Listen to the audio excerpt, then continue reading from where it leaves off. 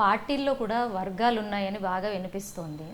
So Balmuri Venkat గారు కోమటిరెడ్డి గారి వర్గమా, అలాగే మీ ప్రెసిడెంట్ రేవంత్ రెడ్డి గారి వర్గమా, అలాగే నిన్నో మొన్నో వచ్చినటువంటి పొంగులేటి గారి వర్గమా? బాలమూరి వెంకట్ మల్లికార్జున్ ఖర్గే గారి వర్గం. ఏఐసిసి అధ్యక్షులు ఎవరు ఉంటే వాళ్ళ వర్గం పూర్తి స్థాయిలో కాంగ్రెస్ పార్టీ. బాలమూరి వెంకట్ హస్తం గుర్తు వర్గం.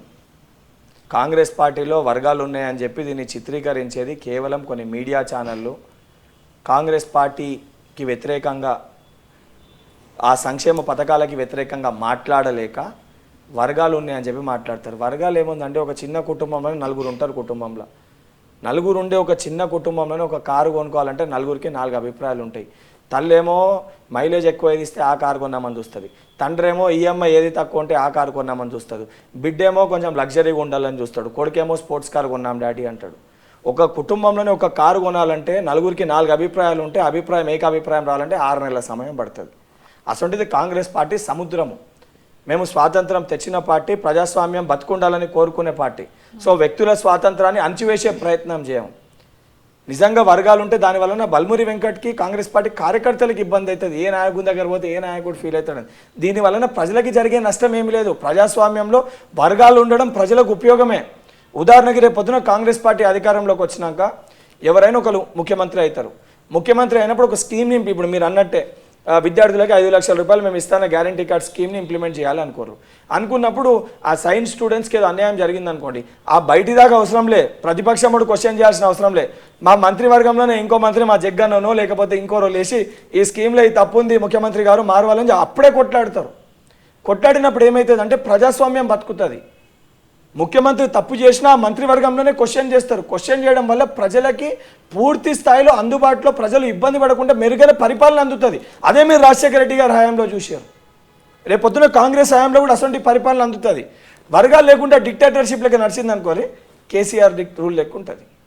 ఇది నయమా, రాజశేఖర రెడ్డి గారి పరిపాలన నయమా? తెలంగాణ ప్రజలు ఆలోచించుకోవాలి. మీ నియోజకవర్గంలోనే మీ కార్యకర్తలు మిమ్మల్ని నాన్ లోకల్ లీడర్గా అన్నట్టుగా ప్రచారం చేస్తున్నట్టుగా వినిపిస్తుంది. మరి మీరు నాన్ లోకల్ లీడరా లేకపోతే హుజూరాబాద్ స్థానిక లీడరా? బాలమూరి వెంకట్ గత 9 సంవత్సరాలకెళ్ళి తెలంగాణ రాష్ట్ర వ్యాప్తంగా ఇటు గద్వాలకి వెళ్ళి మొదలు పెడితే అటు మహబూబాబాద్ వరకు, లేకపోతే అటు ఆదిలాబాద్కి వెళ్ళి మొదలు పెడితే ఇటు దేవరకొండ వరకు తెలంగాణలో ఉన్న 33 జిల్లాల్లో 14 నుంచి 16 జిల్లాల్లో బాలమూరి వెంకట్ పైన కేసులు ఉన్నాయి. దగ్గర 70 నియోజకవర్గాల్లో సమస్యలపైన పోరాటం చేసినోని. నేను సమస్యలపైన పోరాటం చేసినప్పుడు అది నా లోకలా, నాన్ లోకలా, లేకపోతే ఆ నియోజకవర్గమా, నా నియోజకవర్గం కాదా అని చెప్పి నేను పోరాటం చేయలేదు. నా గడ్డ తెలంగాణ గడ్డ, నా అడ్డ కరీంనగర్ జిల్లా. నేను అదే జిల్లావాసిని. తెలంగాణ అనేది నా ప్రజలు, తెలంగాణ ప్రజలందరూ నా కుటుంబ సభ్యులు. నా కుటుంబంలో అదొక ఇల్లు, ఆ నియోజకవర్గం. ఆడ పార్టీ అధిష్టానం నాకు నిర్ణయించింది. ఇచ్చిన నిర్ణయం మేరకు, ఉప ఎన్నికల్లో ప్రజలకు ఇచ్చిన మాట మేరకు, సరే వీళ్ళు అనే విధంగా స్థానికంగా ఉండే కొంతమంది నాయకులు, సరే మా పార్టీ నాయకులు కానీ ఇతర పార్టీ నాయకులు అని, అరే నాయన మీరు అక్కడ పుట్టి పెరిగిన, మీకు సమస్యలు తెలియకపోయినా, మీరు ఆ సమస్యలు పట్టించుకోకపోయినా, నేను అది నా కుటుంబము, నా ప్రజలని చెప్పి భావించి అక్కడ ఉన్న సమస్యలపైన పోరాటం చేస్తూ వాళ్ళ కష్టసుఖాల్లో పాలు పంచుకుంటూ, వాళ్ళు నా కుటుంబ సభ్యులని భావించి నా తల్లిని ఇడిచిపెట్టి, నేను పుట్టిన స్థలాన్ని ఇడిచిపెట్టి, హైదరాబాద్ని ఇడిచిపెట్టి హుజరాబాద్లో ఇల్లు తీసుకుని అక్కడ ప్రజలకి సేవ చేస్తున్నా. సేవ చేసేటోడు కావన్నా, లేకపోతే అక్కడ పుట్టి పెరిగి వాళ్ళ సమస్యలు పట్టించుకోకుండా వాళ్ళపైనే ఏదైతే హుకుమత్ చెలాయిస్తూ వాళ్ళ సమస్యలు పరిష్కరించకుండా వాళ్ళపైన ఏదైతే అంటే వాళ్ళ సమస్యలు తెలుసుకోకుండా చేస్తున్న నాయకుడు కావన్నా అక్కడ ప్రజలు ఆలోచిస్తారు. ప్రజలు ఇచ్చిన తీర్పుని బాలమూరి వెంకట్ స్వాగతిస్తాడు. అలాగే బాలమూరి వెంకట్ గారు ఆవేశపరుడు, అగ్రెసివ్ లీడర్ అని పేరు ఉంది. సో మీరు మీ ఆవేశాన్ని పార్టీ ఎదుగుదలకి వాడుకుంటుంది అంటారా, లేకపోతే మీ ఎదుగుదల విషయంలో పార్టీ ఆలోచన ఎలాగుంది అంటారు? తెలంగాణలో ఏ విద్యార్థి కూడా 16 సంవత్సరాలకి వెళ్ళి 35 సంవత్సరాలు ఉన్న ఏ పిల్లగాన్ని టచ్ చేసినా తెలంగాణలో ప్రతి ఒక్కరు కూడా ఆవేశపరుడే. తెలంగాణ గడ్డనే అసలు ఉంటుంది, మన నీళ్ళల్లో ఉంటుంది. అది తెలంగాణ నీళ్ళల్నే ఆ పౌరుషం ఉంటుంది. అండ్ బాలమూరి వెంకట్ ఆవేశపరుడు అంటే అవును నిజంగానే. తెలంగాణ రాష్ట్రాన్ని సోనియా గాంధీ గారు ఇచ్చినాక రాబందుల పాలే ఒక కుటుంబం తెలంగాణని పీడించుకొని తింటుంటే, ప్రతి ఒక్క విద్యార్థి, మహిళ, ప్రతి వర్గానికి సంబంధించిన రైతులు ఆత్మహత్యలు చేసుకుంటే బాధతోటి వచ్చిన ఆవేశం బాలమూరి వెంకట్ది. బల్మూరి వెంకట్ ఆస్తి కోసమో, లేకపోతే బల్మూరి వెంకట్ తన సొంత లాభాల కోసమో, లేకపోతే బల్మూరి వెంకట్కి టికెట్ కేటాయిస్తలేరో, లేకపోతే బల్మూరి వెంకట్ని బలి చేసిరో, లేకపోతే బల్మూరి వెంకట్కి ఆ టీఆర్ఎస్ పార్టీ వాళ్ళు పట్టించుకుంటలేరో, బీజేపీ పార్టీ వాళ్ళు పట్టించుకుంటలేరో, లేకపోతే పైసల కోసమో వచ్చిన ఆవేశం కాదు ఇది. ఇది ప్రజల సమస్యలపైన వచ్చిన ఆవేశం కాబట్టి, అంటే రీజనబుల్ ఉన్న ఆవేశం కాబట్టి తప్పనిసరిగా అది కాంగ్రెస్ పార్టీ వాడుకుంటుంది. కాబట్టే బల్మూరి వెంకట్ని హుజురాబాద్ ఎన్నికల్లో బరిలో దింపింది. బల్మూరి వెంకట్కి 2 సార్లు ఎన్ఎస్వై రాష్ట్ర అధ్యక్షులకు అవకాశం కల్పించింది. బల్మూరి వెంకట్కి అది చిన్న వయసులో కాంగ్రెస్ పార్టీ ఏఐసిసి మెంబర్ లెక్క గుర్తింపిచ్చిర్రు. దానితో పాటు ఈరోజు తెలంగాణ రాష్ట్ర వ్యాప్తంగా కూడా ఏ మీటింగ్ జరిగినా కానీ బల్మూరి వెంకట్కు ఒక సముచిత స్థానం కాంగ్రెస్ పార్టీ కల్పిస్తుందంటే 100% పార్టీ నా కష్టాన్ని గుర్తించింది, నన్ను వాడుకుంటున్నట్టే కదా. ఏదైనా డౌట్ ఏముంది? ఒక పవర్ఫుల్ యూత్ లీడర్గా ఫైనల్గా మీలాగా పొలిటికల్గా రావాలనుకునేటటువంటి యూత్ చాలామంది ఉన్నారు, వాళ్ళకి ఒక 2 లైన్. ఈ రోజు రాజకీయాలకి రావాలంటే నిరుద్యోగులు కూడా, అంటే విద్యార్థులు ఎవరైతే రాజకీయాలు రావాలనుకుంటారో, రాజకీయాలు రేపటి మన భావి తరాన్ని నిర్ణయించే ఒక స్టేజ్. ఈరోజు చాలామంది డాక్టర్స్ కానీ కొంతమంది కొన్ని ప్రొఫెషన్స్ రాజకీయాల్లోకి రావాలంటే రాజకీయ నాయకుడు అంటే వీడు చదవబ్బగా రాజకీయాల్లోకి వచ్చిండని చెప్పి దాని ఒక మురికి కాలువ లెక్క చూసే ఒక ప్రయత్నం చేస్తారు. కాబట్టి మన జీవితాన్ని, మన భవిష్యత్తుని నిర్ణయించేది ఈ రాజకీయాలే. సో విద్యార్థులు రాజకీయాలకి రావాలంటే డబ్బు ఉంటేనే రాజకీయాలకి రాగలుగుతాము. యువత అనుకుంటారు డబ్బు ఉంటేనే రాజకీయాలకు రాగలుగుతామన్నా, డబ్బు లేకుంటే రాజకీయాలు ఎట్లా చేస్తామని. ఒక్కసారి సాధించగలుగుతామని ఒక పట్టుదల సంకల్పం మనకుంటే 100% మనం అందరం ఏకదాటిపైకి వచ్చి చదువుకున్న వ్యక్తులు రాజకీయాల్లోకి వస్తే ఈ డబ్బుని నిర్మూలించవచ్చు.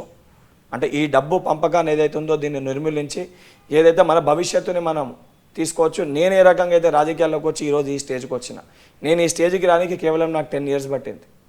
రేపొద్దున మీరు కూడా ఈ రాజకీయాల్లోకి వస్తే 100% నాతోటి కలిసి నడవచ్చు. లేకపోతే మీ విజన్ వేరే ఉన్నా సరే, ఏ పార్టీలో ఎవరు చేరినా యువత రాజకీయాల్లోకి రావాలి. రాజకీయాల్లో వచ్చినప్పుడే తెలంగాణ బాగుపడుతుంది. NSUI national student union of India మీ అనుబంధ సంస్థ. సో మరి తెలంగాణలో ఎటువంటి కార్యక్రమాలని మీరు ముందుకు తీసుకెళ్తున్నారు? ఏమైనా స్టూడెంట్స్ని మీరు మెంబర్షిప్ డ్రైవ్ ఏదైనా చేయడం జరిగిందా? ఎంతమంది మెంబర్స్ అయ్యారు? తెలంగాణ రాష్ట్ర వ్యాప్తంగా ఉన్న అన్ని మండలాలకి 600 చిల్లర మండలాలు, టౌన్లు కలిపి ఉన్నాయి. ప్రతి మండలం, ప్రతి పట్టణాధ్యక్షుడు ఉన్నాడు మాకు. అసెంబ్లీ స్థాయి కమిటీలు ఉన్నాయి, యూనివర్సిటీ స్థాయి కమిటీలు ఉన్నాయి. ప్రతి నియోజకవర్గంలో కేవలం NSUI సైనికులే మీకు 200 మంది దొరుకుతారు. 200 నుంచి 300 మంది దొరుకుతారు. అంటే 119 నియోజకవర్గాలు. దాదాపు మా దగ్గర ఉన్న అఫీషియల్ మా ఆఫీస్ బేరర్ సంఖ్యనే తెలంగాణ రాష్ట్ర వ్యాప్తంగా పోస్టులున్న ఉంటే అధ్యక్షులే 5000 మంది ఉంటారు. ఈ అధ్యక్షుడు, ఆ అధ్యక్షుడు అని 5000 మంది ఉంటారు. దానికి సపోర్ట్ చేసే సపోర్టర్స్ 5000 × 10 వేసుకుంటే కేవలం మాకున్న ఆర్గనైజేషన్ స్ట్రెంతే తెలంగాణ రాష్ట్ర వ్యాప్తంగా మాకున్న ఎన్రోల్మెంట్ వచ్చేసి 1,00,000కి పైగా ఉంది. 1,20,000 ఎన్రోల్మెంట్ ఉంది. దానికి రిప్రజెంటేటివ్స్ 5000 మంది ఉన్నారు. 5000 మంది కింద ఆఫీస్ బేరర్స్, వాళ్ళ కింద ఒక 15,000 మంది ఉంటారు. అంటే కేవలం ఒక 20,000 మెంబర్స్ ఉన్నారు. రాబోయే ఎన్నికల్లో కూడా NSUI సభ్యులు ఎవరైతే ఉన్నారో ప్రతి నియోజకవర్గంలో కాంగ్రెస్ పార్టీ అభ్యర్థికి 10,000 ఓట్లు వేయించాలనేది మా ఎజెండా, మా టార్గెట్. 100% వేయిస్తాం. మీ 10,000 గ్యారెంటీడ్ ఓట్స్ అంటారు. 100% నికార్సైన కాంగ్రెస్ పార్టీ ఐడియాలజీతోటి, దానితో పాటు రాహుల్ గాంధీ గారి విధి విధానాలతోటి, ఏదైతే ఇది భారతదేశం అంతా సమిష్టిగా కలిసిమెలిసి ఉండాలి, కుటుంబ సభ్యులు లెక్క ఉండాలి. మీ కులం ఏంటంటే నిరుద్యోగుల కులం, మా మతం ఏంటంటే విద్యార్థుల మతం అనే విధంగా భావించే విద్యార్థులందరూ ఈరోజు NSUIలో సభ్యులు లెక్క ఉన్నారు. అందుకే ఈరోజు మీరు ఏ పిల్లగాన్ని అడిగినా తెలంగాణలో ఎక్కడ పోయి ఒక సమస్య ఉంది అని అంటే ఎవరికి చెప్తే సమస్య పరిష్కారం అవుతుంది అంటే NSUI దృష్టికి తీసుకొని వెళ్తే ఈ సమస్య పరిష్కారం అవుతుంది. ఒక నమ్మకాన్ని అయితే మేము కల్పించగలిగినాం. మీరు సాధించిన ఘనత ఏంటంటే తెలంగాణ రాష్ట్రంలో ఉన్న ప్రతి ఒక్క విద్యార్థికి NSUI అనే ఒక నమ్మకాన్ని కల్పించగలిగినాం మేము. వెరీ నైస్ అండి talking to you. Thank you. నమస్తే.